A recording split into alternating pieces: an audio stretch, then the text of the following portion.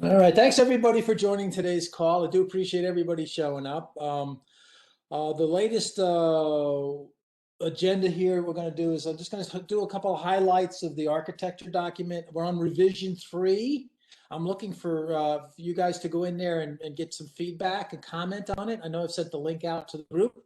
If you don't have it, let me know and I will send it again. Matter of fact, I'll put it in the chat window when I have a chance to do that. But I am looking for comments. I've wrapped up all of the comments that I have, and I know I'm pestering some of you for more input, and I appreciate anything you guys could do so we can continue to revise the document. So, we're at a point right now, though, is what I will be doing now is as these meetings happen on the Monday before the meetings, I will make sure that we have material to talk about on Thursday because I am starting to run out of material. I'm afraid that there may be some meetings we don't have enough. But I'll solicit input from everybody by Monday noon Eastern time. And then I'll put an agenda together for Monday at night so that it goes out and everybody knows what's on the agenda and we have enough topics to discuss things. And we'll go with kind of an on-demand kind of a meeting schedule. I do feel what's going to happen is the architecture documents that I think we have some hanging participles we'll deal with. I think that time will decrease, and I think Mark and his technical steering committee work and his ontology will increase. So I think we'll still have full agendas. I think the topics may change a little bit from what we've been talking about. But I do want to finish what we've started on the architecture document. I do want to add as we talk to some of you about the SOAR and the threat intelligence. And I think Andrew, you're going to give us a little update on what you're doing on that. David, I know I've been chasing you for the OpenC2 ontology, and Mark, you may have to help us how they relate. I at least want to put a picture in there between those two. So those are the two dangling things I think I have on that. And I think what we have is complete enough to say, hey, now we've got a round one. And again, the intention was we get our first use case. We've examined, the 3 applications, threat, source, SIM. We've got the endpoint. We've got the email and endpoint scanners. I still haven't done a good job on SCAP, and I'll need Bill, Adam, your help on that a little bit. I still don't have that. I'm not happy with what's in there, just because I'm just not familiar enough with it, how it should interact with the other components. But we'll talk about it. We'll figure something out. But anyway, that's kind of the finish of revision 3, which will then finish the first version of this document. And as I said, I'm anticipating we'll spend a lot more time on the ontology because we do have a lot of things we know about and thought about on the ontology. And thanks to Forrest, we've got a lot of education on ontology. So I think we're primed there to pick things up on that side. So that's the intention here is to kind of evolve our meetings more toward that. And I'll be happy to take suggestions of other things you guys may want to do with what we've got out there. But I just wanted to give you guys, I'll do a quick share here just to show you what I've added. I did add some top level pictures here. I put these in recently. I didn't have a really good, we have a couple of people trying to help me fix that old overview architecture picture that's almost a year old now. And I still don't have the input yet. So I put some other things in here to try and lay out the components of SCAP, stick shifter, OpenC2 and ontology, and lay out, kind of where they fit and what their role is in the architecture. So, I have that as diagrams here. They may not be 100% right, but, the one on the left kind of shows the message buses, which is, dealing with OpenC2 ontology communication in it to communicate across all the different security components. And the other one over here is a stick shifter picture I drew, which shows using the sticks as the query response language. And then there's mapping technology that takes it from sticks to the proprietary and back to sticks. So I kind of drew a nice little picture of what sticks looks like as a conceptual anyway. And we could probably do better going high level, but this at least gives you a picture of it. Wouldn't mind having an SCAP 1 in here somewhere. We've had some on SCAP, but I do want to kind of show it in conjunction with the other components that we have out here. So something to look forward to. And we had it up here at the posture collection, but we've had some questions on how it all connects and communicates, and we'll work through that. So that's the major thing I added. And then I said, when I finished that, I realized I didn't have anything else to add. So as I said, I kind of hit an edge there. And I am looking for input. I did have, a couple pictures of OpenC2 and the ontology and how we think we want to put those together. And I'd like to kind of figure that out. I know on one hand we call OpenC2 has protocol messages and content, and on the other side, ontology has actions and notifications. We did see that OpenC2 had a nice set of actions that were a little bit more cleaner, like, allow, deny, contain, mitigate versus blacklist and whitelist, which we wanted to get rid of those terms anyway. So I think we just kind of meld it together. We can come out with an idea of how those things will fit and what their roles will be. And I could reflect that in the architecture document. Okay, so that's kind of what I added. Again, I'm looking for, go ahead into the document and go ahead and, it is in a shared document that you can go ahead and make comments on. I'll put the link out there while we're having this call, just to remind you, but it was in the email I sent out. But please do comment. I know it's not 100% complete, and I also want to make sure it's more accurate, and there's probably some things we could do here to make it a little bit better. So welcome all input on that side. Hey Russ, this is Adam. Thanks for doing all the work. I appreciate it.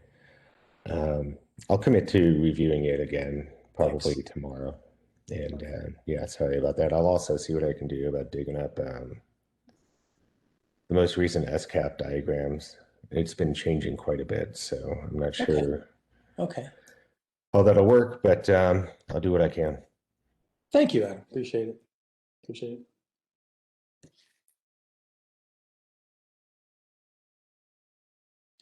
Okay. So the next thing I think that we could probably talk about, Andrew, you want to talk a little bit about what you're looking at? I know we haven't got to the point yet where we've gotten stuff written up yet, but I know you're starting to look at the threat aspect. And there was a couple of things you were looking at. One was some of the use cases, but I think you also had some good discussion about, the tip and how that fits into the ontology. I think that's a good conversation. Yeah, so I've got to apologize. Last week I was kind of busy, and I just picked this up kind of this week and actually started doing some real work on it. And I kind of managed to talk myself in circles, like trying to sort out exactly how to describe the tips functions.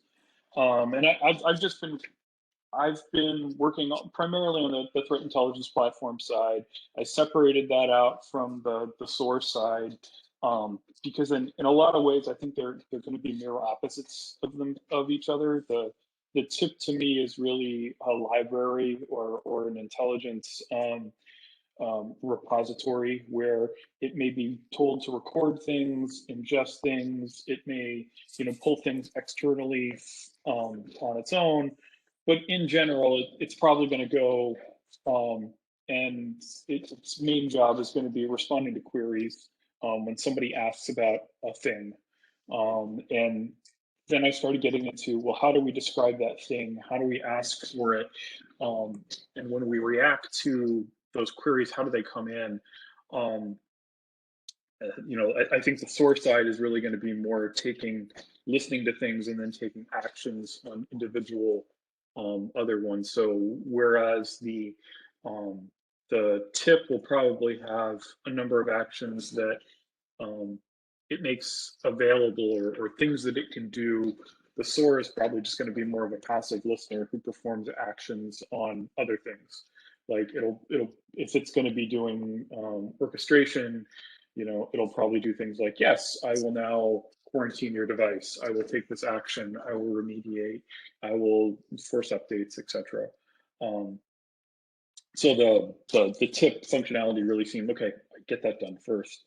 I started thinking though, and this is kind of where I talked myself into a corner because I started mapping out all these different actions of, okay, there has to be an ingest. There has to be a way for some external thing to send a piece of data. Say, like our malware use case. Say Bob downloads a piece of malware, it gets sandboxed, and the sandbox determines that this is bad. So the sandbox is probably going to send some information on that malware sample to the tip so that it can record, hey, this is a bad thing. Anybody asking about this in the future, for example, the endpoint software, when it says, hey, should I run this? Should I allow this to run on somebody else's system? They're going to respond to a query probably based on the hash or some other identifier. That's kind of where I got stuck though, because I started looking initially at the OpenC2 actions. And the OpenC2 actions have some kind of good, and I thought initially, okay, this is a great fit. You know, we can say, all right, our action is going to be something like query or report. And then, you know, there are targets where maybe the target is a hash or really a file, I think is what the target is. But then I started getting into more free-form examples of, well, what if I don't know a lot about this? What if I want to know about a threat actor? You know, OpenC2 really doesn't have a target for a piece of information like that. My thought was that most of the stuff is probably going to be going back and forth in STIX format, but STIX has a huge number of properties that aren't represented in OpenC2. So although you could probably say, I want to query a thing, trying to describe exactly what you're going to trying to query is going to be really tough. There also didn't seem to be a way in OpenC2 to really say, hey, here's a document of what may be 15 different indicators based on a report that I got from my sandbox. Ingest these, save these, do something with them later.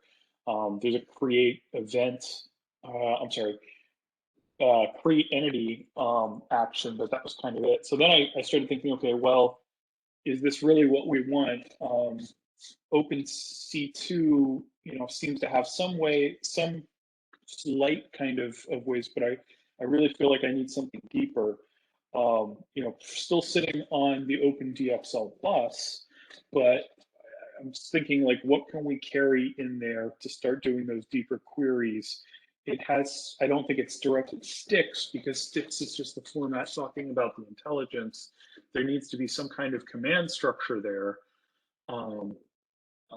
And we kind of talked about some of those before. I remember seeing a list of what looked like paths, So almost like HTTP calls. Oh, sorry, Andrew, have you looked at Stick Shifter?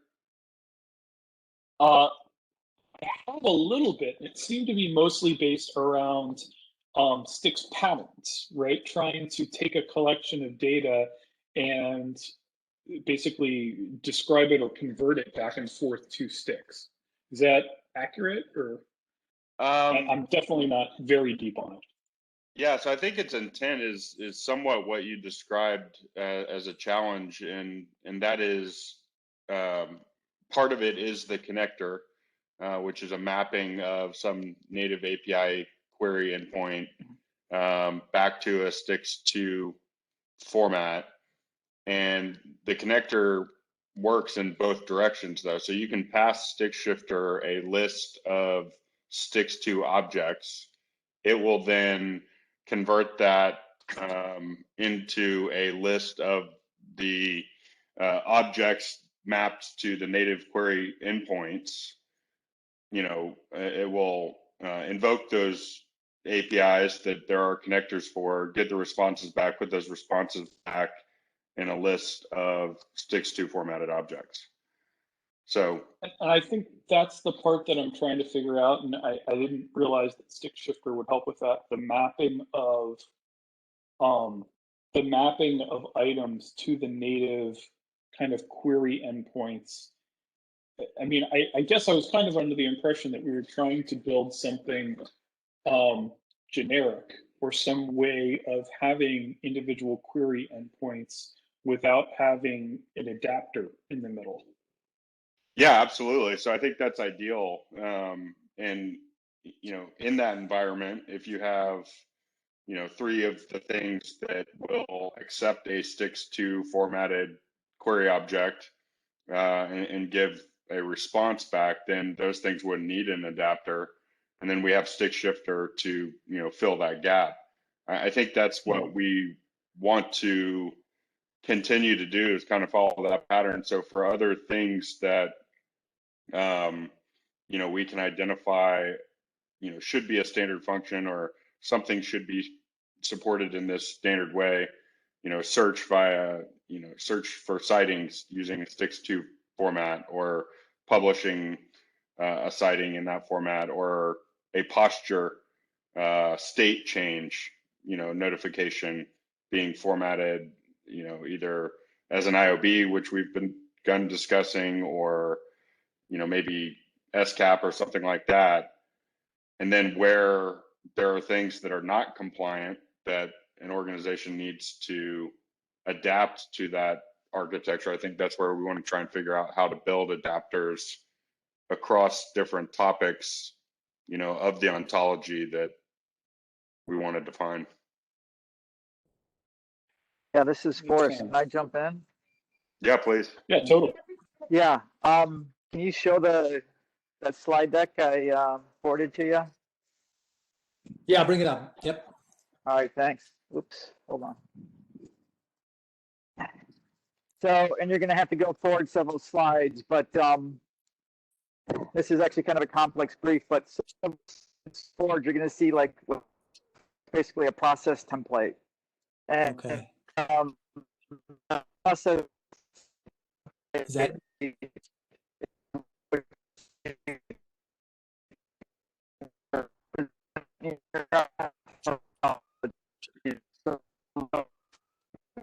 something like that. Like this is a port scan. So this is a process.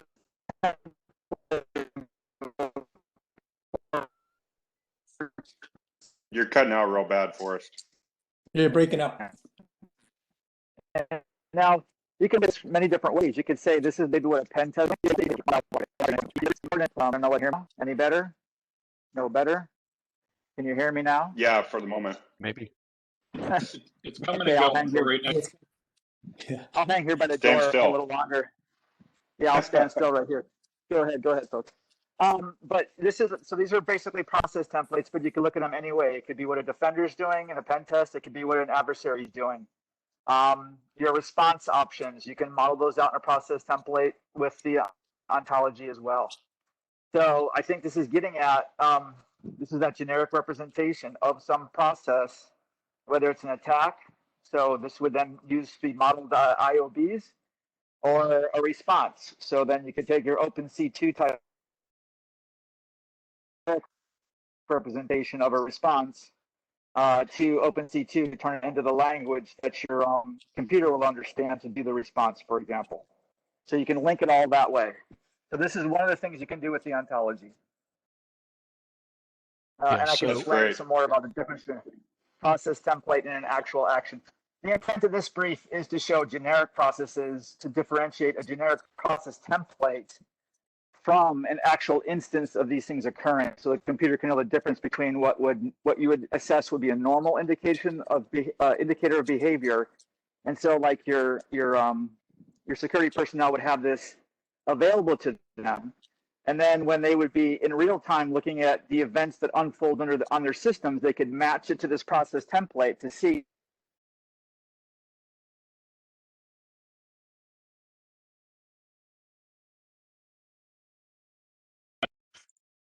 I think we've lost Yeah, Forrest. lost Yeah. the end of that.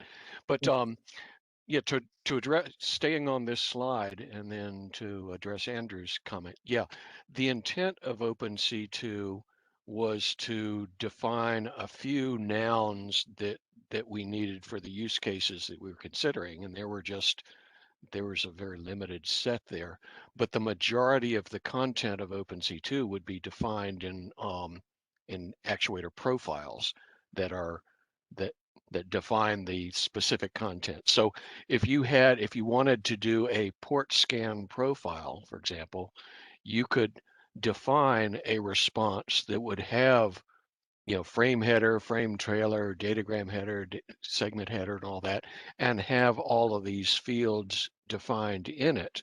And then that would be called, the port scanner profile. It would have its own namespace, and you could reference each one of them. You could reference the data offset field within the segment header.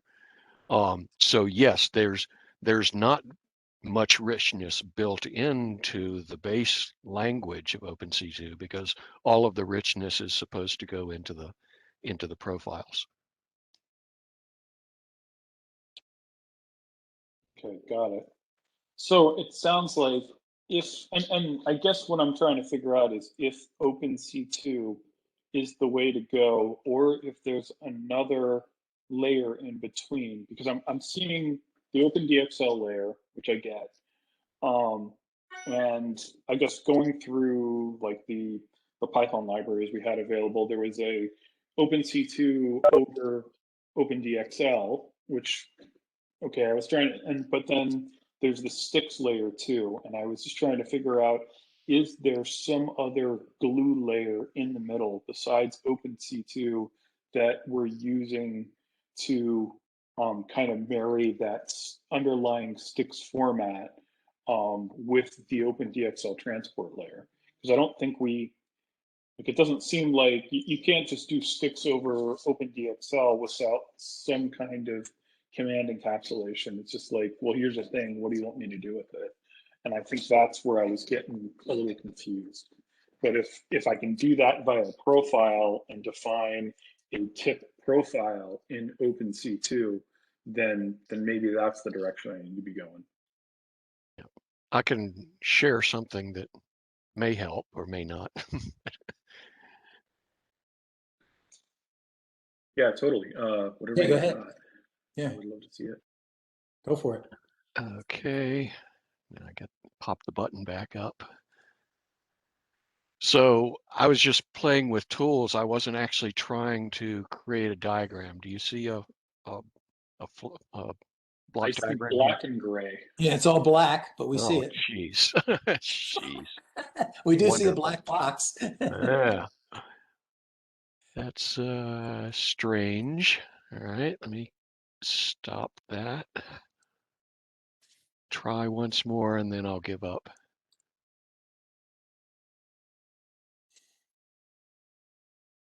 Screen.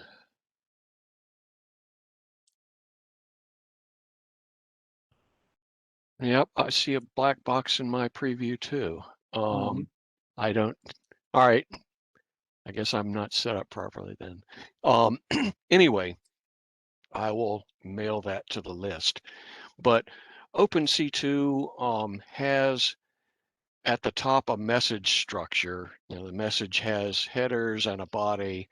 The body can be OpenC2 content or it can be something else. Nothing else has been defined. And then that content can be a command response or a request and response pair, or it can be a notification, an event. And then we define under the request or the command, you know, we've got the action, the target, the arguments. And so right now, the message itself would fit in an OpenDXL connection or an HTTP connection or, you know, some other protocol. And when you're using OpenDXL, you've got, you know, Dave, what are they called? Or the user attributes or user content or something like that. Anyway, it's header content that both MQTT version 5 and OpenDXL have that, you know, key value pair called out separately. And you can use that to carry headers, or you can use this message structure to put the headers and the body in the same payload content and not make use of those headers. But anyway, there's no translation layer when you're using OpenC2. It's a protocol with a payload in it, and the payload can be everything bundled together, or it could be, you know, the body with separate headers depending on what the protocol supports. So, you know, that's the way we do it. I'm not, and I think that fits in with the ontology, you know, because the ontology is talking about verbs and nouns, and we get down to that within the OpenC2 content. And I'm not as clear, I'm not clear at all on how that would integrate with Stick Shifter. Yeah, no, that's helpful, and I'm taking a look at the document that you posted, Mark, and that's helpful from the standpoint of being able to define the services that we would associate with the threat intelligence platform. So I'm taking a look there. I mean, I guess part of I think what I got getting a little confused about was, what is the overall goal? What is it we're trying to define?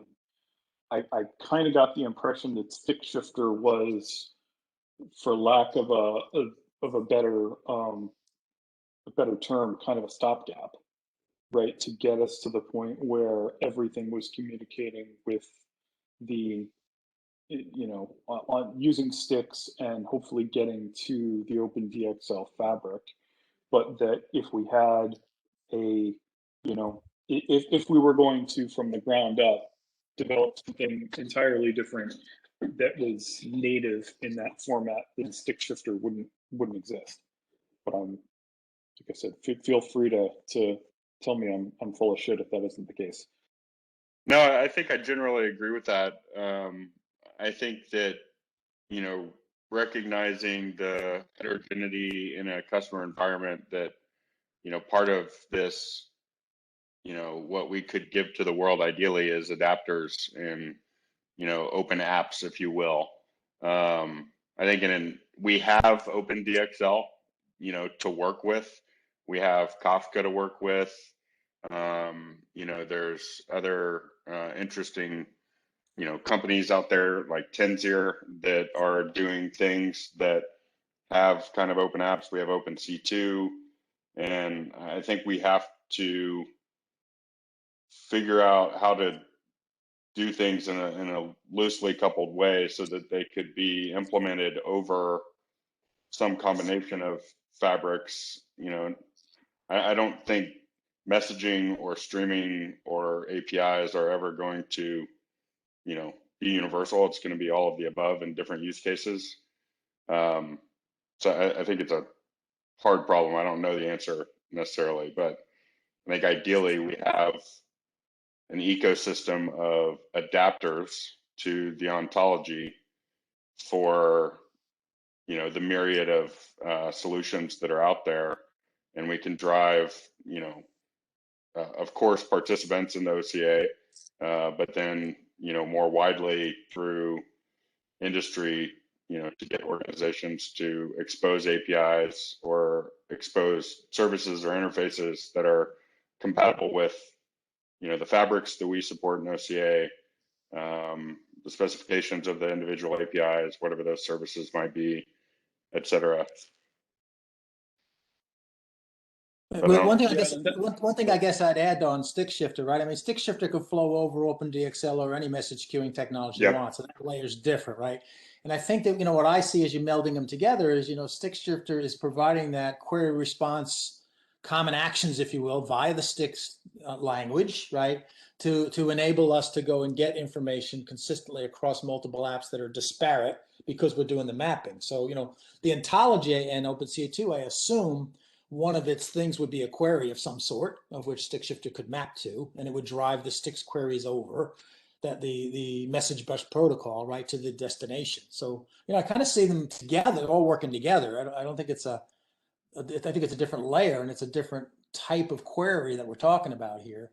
And I think that, and I think we talked about this morning on the PGB call, an additional layer they're doing for tips on top of the sticks for the threat hunting aspects of it. I don't know if you were on the PGB call, but if you want to listen to that, they're putting another layer on top to chase, if you will, threat intelligence data across all these different resources. He talked a little bit I about wasn't aware of that at all. Yeah, that was a new project. I think you would call it Kafka or something this morning. But I think, again, I see sticks as our underlying, model, if you will, that we're using, right? Because it existed from the threat world that right? But it still can work over everything we talked about, the ontology, the OpenC2, and the message bus. So I think that's how I see them all fitting together. And then your comment on, eventually can everything talk, sticks natively? Sure. But that's going to take a while. So in the meantime, you still got these connectors, adapters to get them into the common lingo, if you will. I mean, that's what I'm thinking is how they fit together. Yeah, I think one of our challenges though is the commonality of how everything gets connected, because an OpenDXL client can wrap an API and expose that API to the fabric for everybody that's connected to the fabric to use. And we could do normalization of an API to sticks there. You could also use stick shifter, and then, you've connected one API to that service, and now I can do federated search, with Stix2 objects, but that's not necessarily connected to everything else as a shared service. True. Yep. And, I think that's where we maybe have to do some work, and opportunity is to, implement a prototype of, the pattern mapping, if you will, piece of stick shifter in an open DXL client that can wrap an API and connect it to the fabric. Could be something to look at. Yeah, I agree. I think that makes sense. And given those approaches, Mark, I'd imagine we probably have a hybrid of some of that based on the maturity of the things that are connecting into this message bus. I'm guessing, just past experience. Yeah, and maybe we don't have to connect everything to the message bus, but we need to be able to kind of have a centralized registry of connected things, or things that we can connect to. Yep. A schema registry and mapping of these different things. I've been trying to continue to push McAfee to open source this thing we call the integration pattern engine, which could do some of that stuff, but short of that, I don't know what to do. Gotcha. And I'll admit that, on my very, very selfish, my use case, I work for a company that produces a threat intelligence product, right? So in the back of my mind, as I'm going through all this, I know how we use OpenDXL right now. And part of me is like, all right, if I'm going to write up requirements for how we're going to plan out, next thing here, I want to do it as natively as possible in the product. And I'm just trying to figure out, okay, what needs to be defined for that to happen? We understand Stix very well from a format perspective, but just part of what I've been playing around with is how do these different layers glue together? And I've got to admit, I'm not involved in a lot of the other working groups around OpenC2 or Stix itself. So, some of the input here has been, well, all the input here has been really helpful into how I can kind of come up to speed on some of those things. So thank you. And as you're asking these questions, Andrew, keep a critical eye on the paper. And if we're not doing a good job explaining it there, help us. Because we're probably missing points that could help you understand this better by doing the paper better than we're doing it.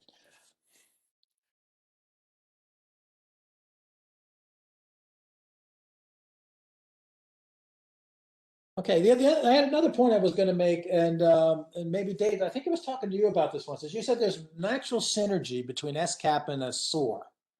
Is that something we want to talk about a little bit? Because if Andrew's looking at the SOAR and we're looking at our use case, is there something we should be familiar with there so we can tie that cleaner together? I guess I was thinking that, SCAP, or Security Content Automation Protocol, is pretty much the same meaning as security orchestration. So I didn't give it a lot of deep thought there, but if we had a SOAR, if SOAR was a built-in part of the architecture, then I would want to try as hard as I could to fit everything that SCAP does into it.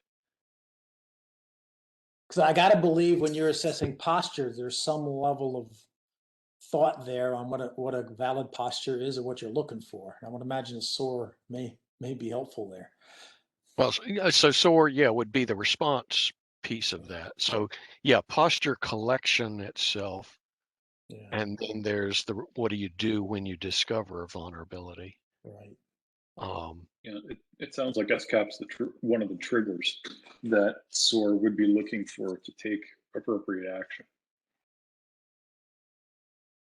And I think that's true, Andrew. And again, if that is true, we should probably lay out what that trigger is, because that sounds like another flow that we may want to standardize on, or at least document.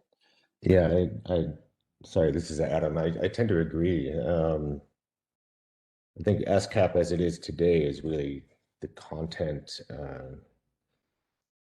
models and serialization, right? Like the syntax of the content, but it's intended for posture assessment. So when you get the results back from that posture assessment, you may need remediation for the things that were found, right? So then a SOAR could essentially interpret those results and then say, hey, go remediate, tell Puppet or Ansible or Chef or whatever it is, right? Whatever the remediation tool is, go fix these things on these targets where we found these issues. In terms of it being a protocol, it's not really a protocol yet. It's when they use the word protocol, it is really how to use all these disparate specifications together. So like FCCDF, OVAL, CPE, CCE. Right. I'm sure I'm missing. Actually, I know I'm missing a whole bunch of others. There's like 11 or 12, something like that. But yeah, so I'll leave it at that. I mean, they do have some architectural ideas in mind for workflows for that support posture assessment. So we are trying to work through those.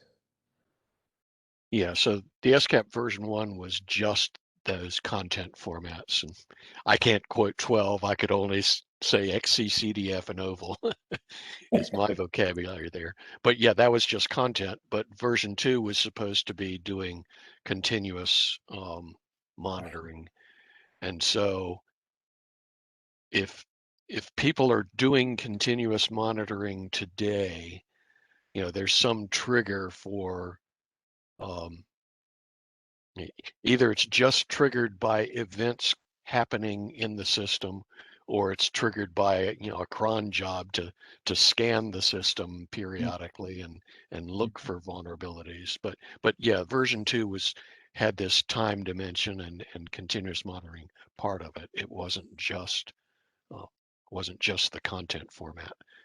So I don't know whether SOAR has any self-triggering capabilities or not, or whether it's just reactive.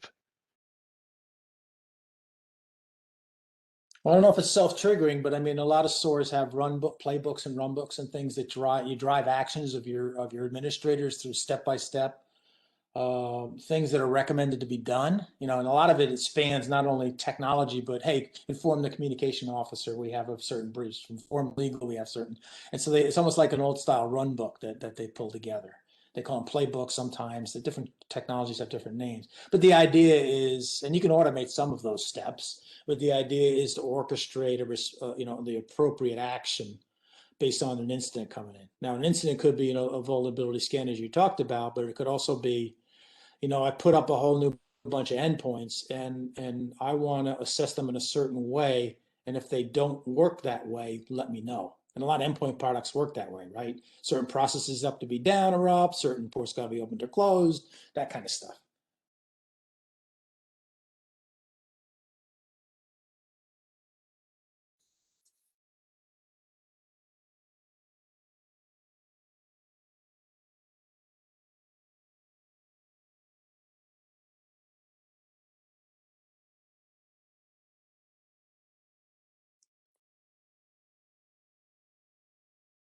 Hey, Russ, sorry, was there a question in there for, sorry. No, it wasn't a question, more of a clarification of what a SOAR is doing. Oh, got it. Yeah. Okay. Right.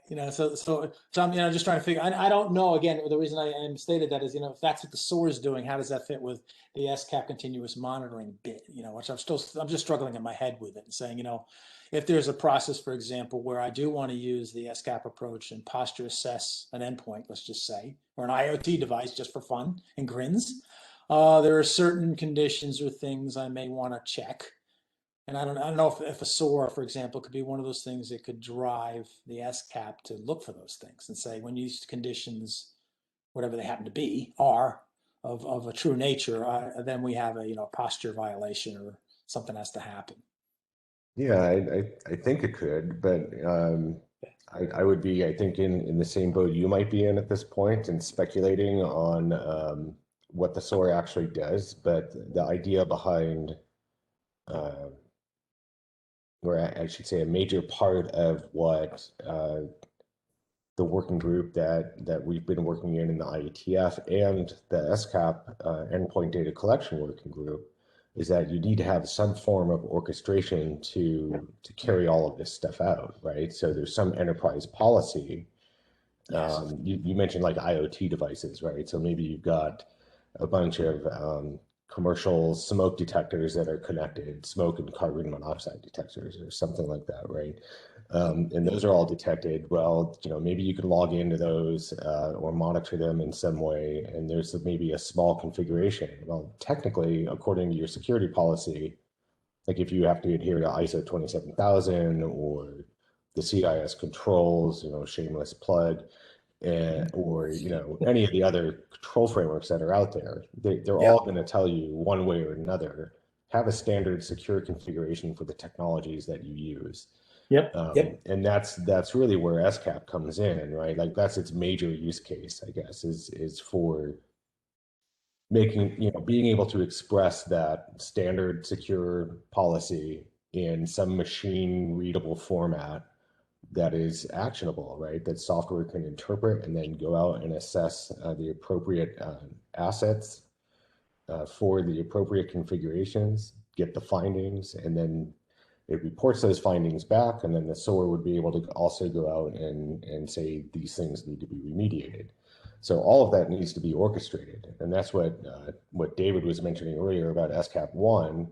They never approached any of that orchestration work. They did no architectural work. They focused only on how all those specifications fit together on the content side. So SCAP 2.0 is hoping to get the endpoint data collection architecture worked out so that there is an orchestration component. I think we're calling it more or less the manager. I can't remember. But then there's, the posture collection service with the repository and, yada, yada.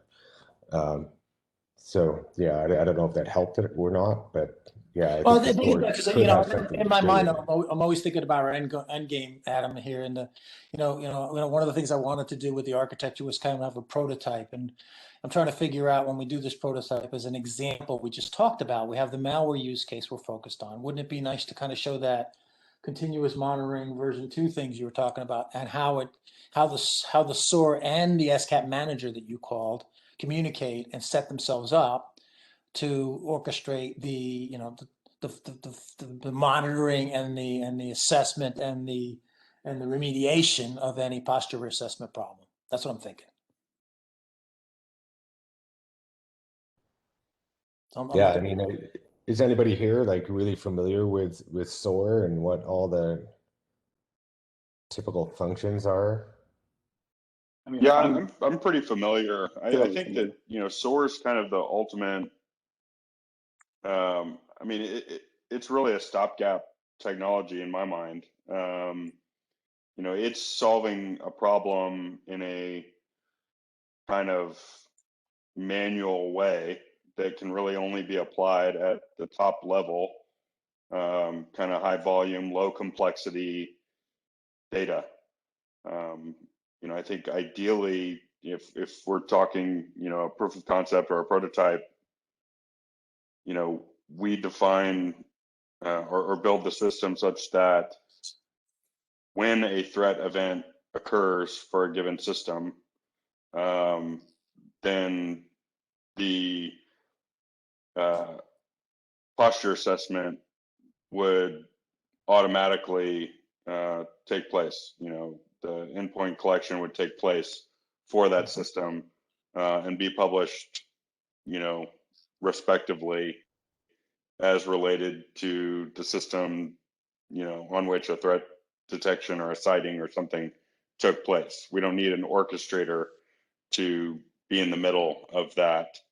We know that everything that's something happens, we want to know as much as we can about that thing. And I think that's where event driven, is a choreographed thing versus orchestration. And with orchestration, we just have to define a bunch of atomic services and functions and things that can be exposed, and the end customer with the SOAR tool can do whatever they want with it. But it doesn't scale. think it's one of the main Got it. problems with SOAR is it's a monolith. Right. You know, they don't do distributed architecture well, and you know, it can't replace, you know, huge data volume ingest and correlation and all the things that SIM is doing. Right. That makes total sense to me now. Thank you for that. And so I've been thinking a lot actually about the event-driven approach, because you've mentioned it a lot over the past, I don't know how long, a couple months or whatever, maybe longer than that for sure. And that's one of the things that I think I like about it, is that it does starts to get away from having to have one thing know everything about how everything works. Exactly. Like the monolith, right? Like we really do need to get away from that. We need the overall ecosystem to keep functioning when one thing stops working. Yeah, and enable all the connected ecosystem of things to consume from a event produced once by one thing, or a state change produced once by one thing. Many things should be able to consume that and do whatever is appropriate given the thing. Agreed. But on the flip side of that, when you want to orchestrate a response to an event, obviously you have to have some level of management of that, because everything will go after an event would be chaos.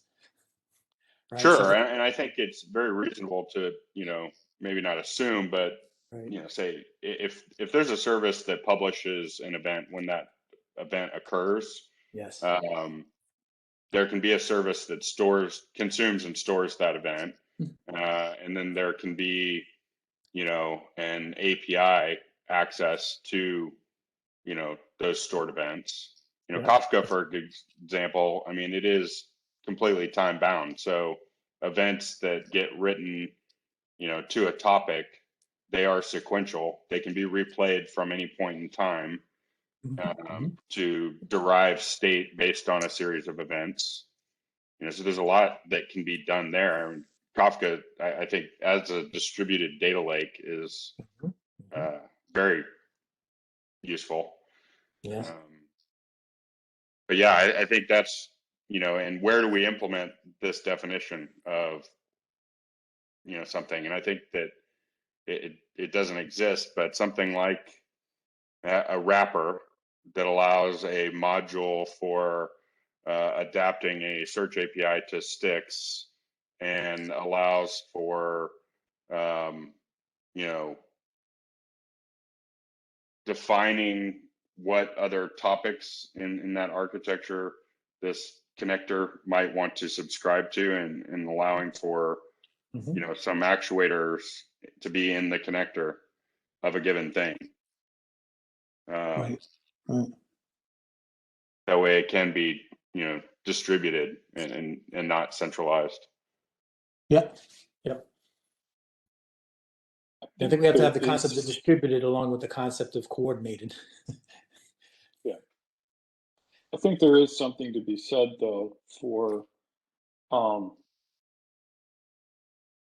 complexity of managing all of these things in a bunch of different places, though. You know, distributed architecture is definitely scale better, but you know, sometimes you want to just have one place where you can define the actions for a thing and not have to go out and update. Okay, you need to go do this thing, and you need to go do this thing, and you need to go do this thing. Like if I'm in a SOC and I want to take an action on a thing, sometimes I just want to be able to write it out and say, okay, you know, all you guys do your thing according to this script, as opposed to breaking it up into 6 mini scripts and, you know, having that place it. But I feel like the architecture should support both, right? There should be a way Totally for agree with you. having that event information published. Yes. Yeah, totally agree. I mean, I think it's a maturity continuum of, you know, completely separate atomic actions to orchestration to choreography, if you will, to automation, you know, being the end goal. Not everything's going to make it there. Lots of things will need to have, a human in the middle and make a Yep. decision.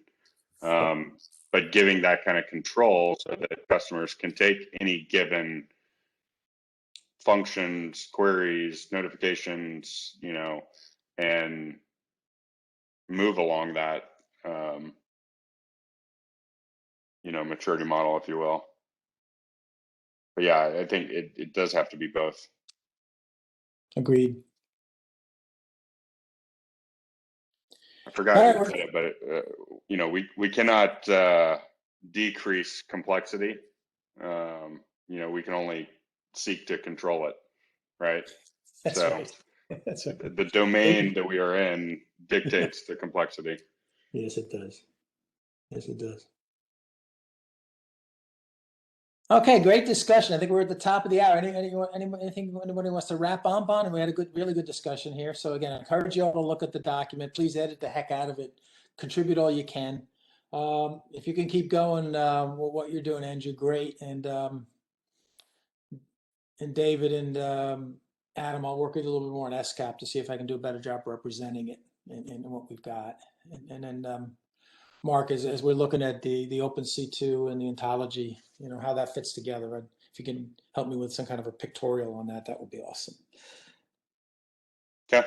Okay, guys. Thanks for the discussion today. I think I got some documents sent to me and pictures from Forrest and others. I will post them into the minutes, into the same directory where the minutes will be. So I'll pull all the material that's been sent to me. I've had several different things sent to me, so I'll pull that together and send it out there probably tomorrow. It'll be out in the GitHub. I'll post when it's out there. Good, thanks. I sent the stuff that I couldn't share to the list. I guess I could have just sent it to you. But, I got it anyway. If you guys send it to the list, I'm part of the list. I'll get it. I'll Yep. grab it. Thank you. Thanks for sending it. Okay, everyone. Thanks so much for joining Great. again. Thanks, everybody. Thank you. Have a great Wow. day.